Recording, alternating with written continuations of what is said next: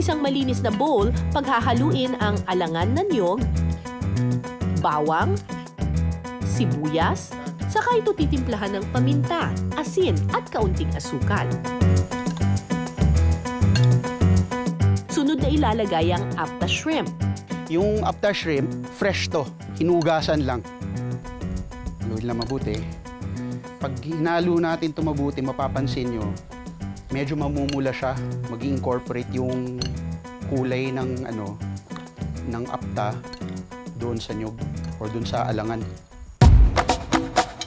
Ibabalot ang mixture sa dahon ng kamamba.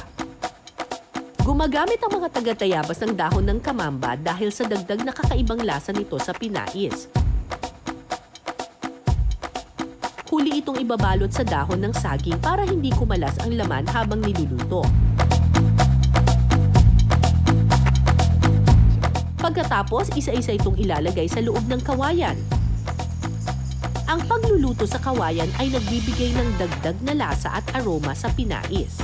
Tapos, ang last na ingredient natin, ang gagamitin natin na pang-steam, ay yung juice mismo ng buko na ginamit natin ng kanina.